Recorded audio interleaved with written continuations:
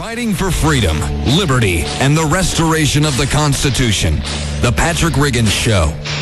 Call in now at 865-243-8255. That's 243-TALK. And now your host, Patrick Riggins. All right. Welcome back to the Patrick Riggins Show. Tori spinning a little Kansas there.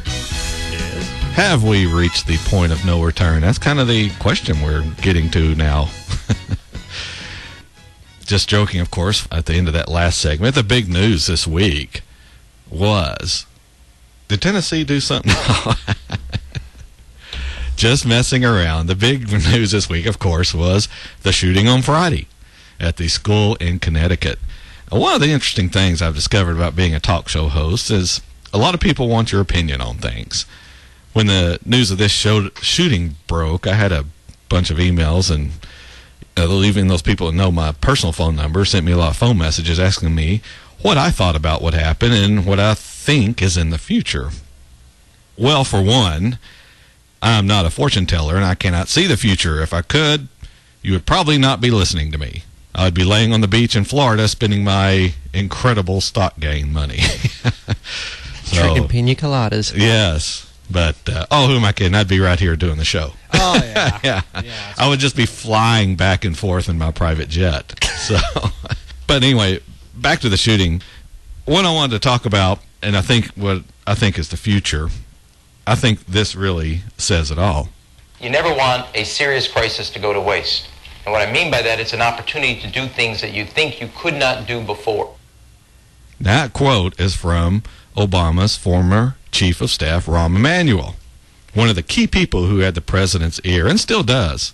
Seems the president has learned quite a bit from him.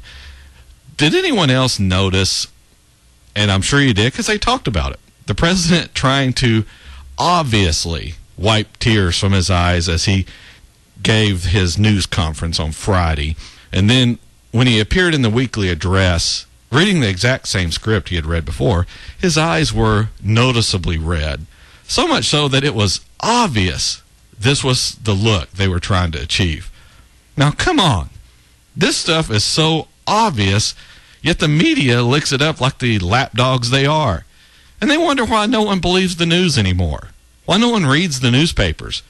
It's because everything is contrived for the purpose of manipulating public opinion.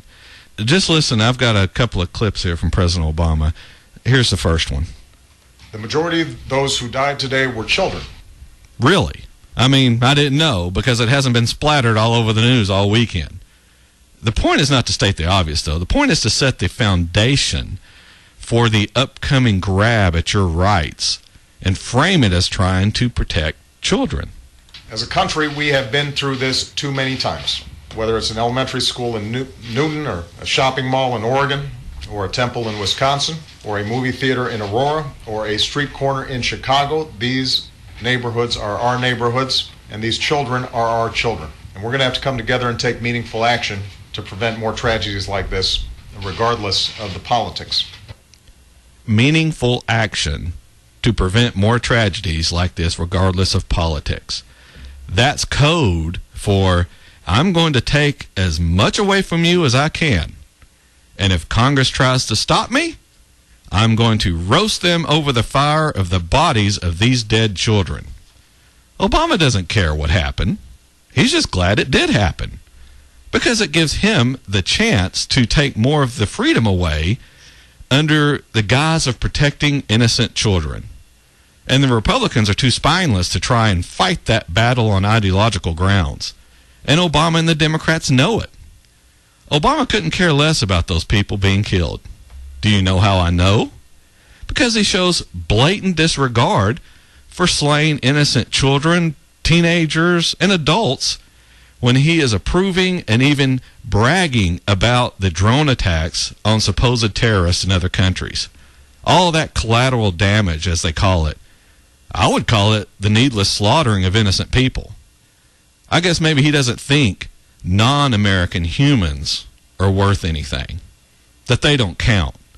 Only Americans count, American children, when they are slain. And he can use that to push forward his agenda of restricting more of our rights. But when innocent children in other countries are killed as a direct result of his policies, then that doesn't matter, because it doesn't take away, or it doesn't help take away, any of your freedoms in this country. In the hard days to come, that community needs us to be at our best as Americans, and I will do everything in my power as president to help. That community needs us to be our best as Americans. In other words, when this legislation comes down from the White House, you better not vote against it, because this community needs it passed so we can demonstrate our support for them. Obama is going to do his best to link whatever grab at our rights he is planning with this tragedy and make a vote against it, a vote against those children, a vote against that community. But not what it really is, a vote against someone taking away more freedom from American citizens. I'll refer you back to this quote again. You never want a serious crisis to go to waste. And what I mean by that, it's an opportunity to do things that you think you could not do before. Now, don't send me emails telling me I'm being cold-hearted framing this tragedy in this fashion. I am not. What I'm telling you is trouble is coming. And Obama and his buddies are going to use this shooting as the impetus for whatever further confiscations of your freedom they have planned. You don't think that is the goal? You say these people in Washington don't think this way? Here's part of that clip from Obama again. We're going to have to come together and take meaningful action to prevent more tragedies like this, regardless of the politics. Meaningful action regardless of the politics. And I'm not just talking about gun control. Who knows what else they're cooking up, but you can be sure it isn't for protecting you or the children. It is to enlarge government's control over your life. And to do that, they have to take your freedom away.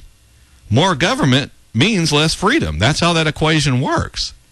And if it takes exploiting a tragedy, Washington has proven it has no problem with doing that.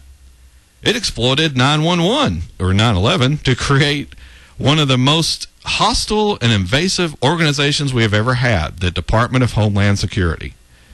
And if you think the Republicans are going to stand in the way, boy, you're in for a surprise. Those people don't have the guts to stand up for cutting spending. Not even a lot of spending.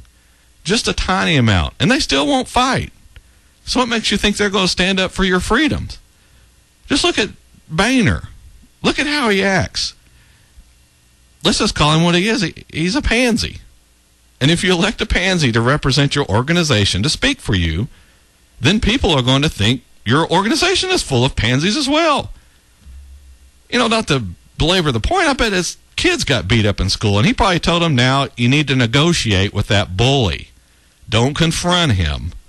Try and make a deal with him. Maybe he only beats you up like 3 days a week instead of all 5. Or maybe he uses his left hand to hit you instead of his right. Heck, who knows? He might have been too scared to confront the bully's dad. He's afraid he'll get punched in the mouth, so he let his kids get beat up. Because that's what he's doing in Congress.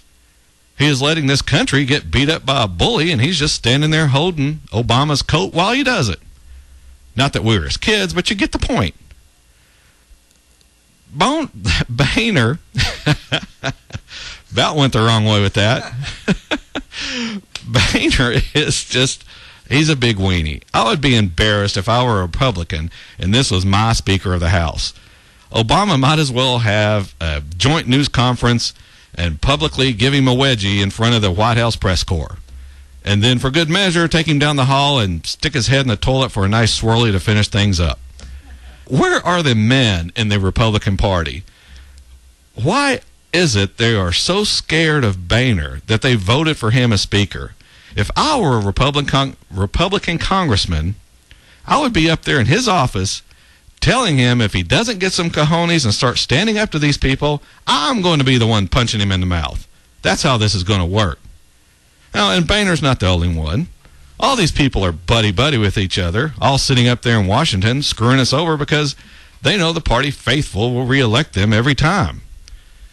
I don't understand how these people can be friends with others who are screwing over the country. I guess because they do it too. Maybe not to the same extent, but they aren't totally in disagreement with what is happening. How can you be friends with someone who is talking about you on television, accusing you of the most vile things? Only a spineless pansy would allow that sort of thing to occur. If you read history, we used to have congressmen who would come to blows. Fighting would break out on the floor of Congress because we had real men there.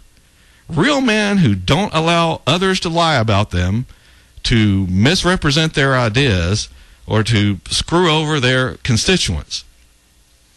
Those men are long gone.